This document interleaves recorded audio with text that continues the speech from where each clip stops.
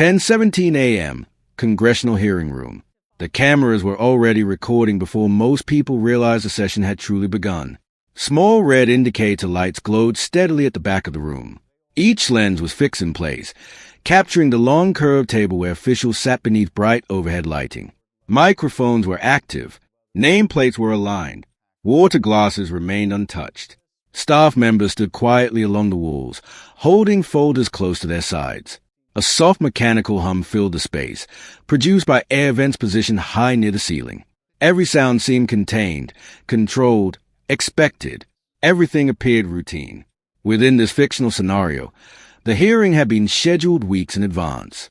The topic was oversight. The format was familiar. The tone was intended to be procedural and measured. Then something unexpected occurred. It did not begin with movement. It did not begin with noise. It began with a question that was not part of the prepared sequence. The question entered the record calmly. The lawmaker who spoke did not raise their voice. There was no interruption, no dramatic pause, no visible signal that the moment would be different from any other. Yet the atmosphere shifted immediately. According to this narrative, the change could not be measured by sound. It appeared in posture, in attention, in the sudden stillness that replaced routine movement. The hearing continued formally, but something unresolved had returned to the surface. 2. The forbidden question. A lawmaker leaned toward the microphone, hands folded neatly on the table. The question was direct in structure but unusual in timing. It referred not to policy, but to interpretation. Who had direct authority over the full collection of investigative records, and why do past public statements appear to suggest different levels of control? The room did not react immediately. No one interrupted. No papers shuffled. The question remained suspended in the space between speaker and witness. Then it was repeated, slower and more precise, as though clarity might alter its weight. If authority over these materials was once described as centralized, why does current testimony describe a more limited role? No accusation was made. No claim was presented as fact. Within this imagined timeline, the question did not assert wrongdoing. It simply compared language from different moments in time. Yet the comparison itself introduced tension. It raised a possibility without stating a conclusion, that public descriptions and institutional structure might not fully align. The lawmaker sat back. The microphone remained live. The room waited. Free, physical reaction and silence. The official being questioned did not respond immediately. Their posture shifted slightly, shoulders settling back against the chair. One hand moved slowly across the table, aligning a document that did not require adjustment. Fingers rested flat against the paper's edge, holding it in place without purpose. Eyes moved briefly toward the clock mounted high on the wall. Silence followed. 4 seconds. 7 seconds. 10 seconds. A camera operator adjusted focus. A pen rolled across a desk and stopped against a nameplate. Someone in the second row shifted in their seat, then became still again. The official inhaled once, then spoke in measured language. The response described procedure. It referenced institutional limits. It explained that authority was defined by structure, not interpretation. According to this narrative, the answer addressed process but not implication. The distinction remained. 4. Backstory reset. To understand why the question mattered, the timeline moves backward. Earlier that morning, the hearing had followed predictable patterns. Opening remarks were formal and concise. Questions addressed procedure, timelines, and administrative responsibilities. Responses were technical and careful. Within this imagined timeline, expectations were clear. Oversight would be discussed, processes would be clarified, and the session would conclude without disruption. The room itself reinforced that expectation. Wood-paneled walls reflected soft light. Muted colors reduced visual distraction.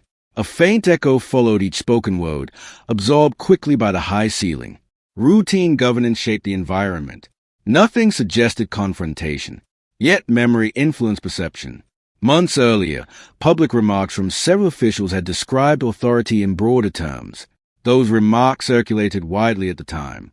They were interpreted, debated, and eventually faded from immediate attention. Now those words had returned, not as accusations, but as comparison. The difference between earlier language and present testimony did not produce conclusions. It produced contrast. Expectation and reality no longer appeared fully aligned. That difference raised questions. 5. Fictional document escalation. At this stage in the fictional scenario, one item was referenced indirectly. A single internal memo, hypothetical and existing only within this story. According to this narrative, the memo summarized how public statements about authority could be interpreted when separated from institutional procedure. It noted that language intended for general understanding might appear broader than the formal structure it described. The memo did not assign responsibility. It did not provide conclusions. It did not recommend action. It simply observed a contrast. Public descriptions appeared expansive. Formal testimony appeared limited. The document was not displayed. It was not entered into record. No one quoted it directly. Within this imagined timeline, its existence remained conceptual, yet the contrast it represented lingered in the room, shaping attention without demanding response. 6. Alliance rupture. The hearing continued, but the tone changed in subtle ways. Lawmakers who had previously nodded in agreement now observed more carefully. Staff members paused before typing. Side conversations ended quickly and did not resume. Trust did not collapse dramatically. It narrowed. Within this fictional scenario, cooperation remained outwardly intact. Questions were still asked. Answers were still given. Procedure continued without interruption. But alignment appeared less certain. Responses from officials became more precise, as though each sentence required calibration. Lawmakers framed questions more deliberately, avoiding broad language. No one declared disagreement. No statement announced conflict. Yet attention focused more sharply on wording than before. According to this narrative, the rupture was not visible in policy. It appeared in perception. 7. Consequences announced. As the session progressed, procedural next steps were mentioned. Additional reviews were discussed within this imagined timeline. Follow-up hearings were proposed to clarify interpretation rather than determine outcome. Requests for written explanations were noted for the record. No outcomes were announced. No findings were stated. No conclusions were offered. According to this narrative, the response to uncertainty was continuation. The chair summarized the session in formal language. The record would remain open. Further examination could occur. The process would proceed through established channels. Cameras continued recording until the final gavel sounded. No applause followed. No statement closed the discussion. Officials gathered their papers slowly. Staff members stepped forward to organize documents. The room emptied in measured silence. 8. Unanswered questions, ending. Within this fictional political drama, several questions remain. Did earlier public statements describe authority differently than institutional structure allows? Why do interpretations of the same process appear to vary among officials? Are limits on document access primarily protective or procedural? What happens when public expectation moves faster than institutional explanation?